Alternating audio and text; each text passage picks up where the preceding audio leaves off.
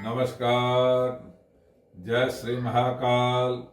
मैं पंडित शेष नारायण आचार्य आप सभी को आने वाले 8 तारीख को कामदा एकादशी व्रत है, जो चैत्र महीने के शुक्ल पक्ष में है।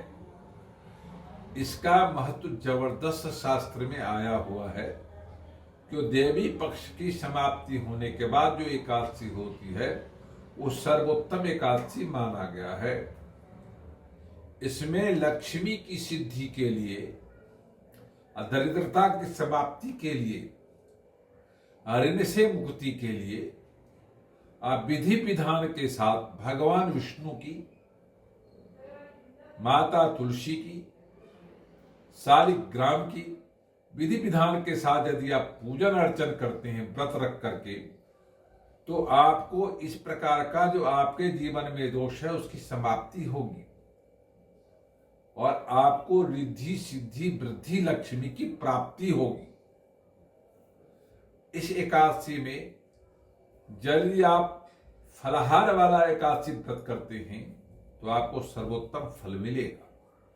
तो आप विधि विधान के साथ सुबह स्नान ध्यान करें और आप पीले रंग का वस्त्र धारण करके पूर्वाधिमुख में बैठ आसन लगा करके बैठ करके फूल फल और गंगाजल जो विधि विधान के साथ जो भी पूजा का सामग्री एकत्रित करके भगवान विष्णु के प्रतिमा सामने रख करके, माता तुलसी का वृक्ष रख करके, शालिग्राम रख करके, और आप मन में संकल्प, हाथ में जल फूल और सुपारी लेके मन में संकल्प करें, जो इस एकादशी की व्रत को करते हुए मैं महालक्ष्मी की सिद्धि चाहता हूं और इस प्रकार का जो दरिद्र नाम का दोष समाप्त करना चाहता हूं, क्लेश नाम का दोष समाप्त करना चाहता हूं।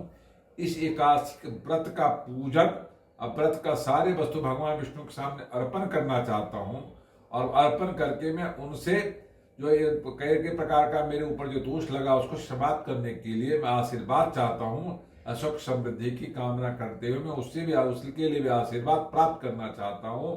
ऐसा मन में संकल्प करके विधि विधान के साथ पूजन अर्चन करना चाहिए।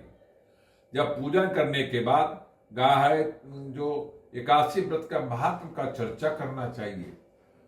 शास्त्र मानता है जब एकादशी का व्रत करते हैं तो 27 तुलसी का पत्ते का प्रयोग करना जरूर ध्यान रखें। सभी पर आप पीले चंदन का तिलक लगाएं पूजन करने के बाद, और एकादशी को ध्यान करते हुए भगवान विष्णु के चरण में आप उनको अर्पण करें। ओम विष्णवे नमः मंत्र बोल करके, तो आपको संपूर्ण फल की प्राप्ति होगी। क्योंकि इसमें जो 12 जो है वो पितरों के नाम जाएगा, 12 जो है तुलसी दल वो देवताओं के नाम अर्पण होगा, अब बाकी जो बचा है वो ऋषियों के नाम अर्पण होगा। तो तीनों तरफ से आपको आशीर्वाद मिलेगा। और जो एकादशी है उसमें गंगा जल, तुलसी दल का महत्व सर्वोपरि है। भगवान विष्णु का पूजन सर्वोपरि है।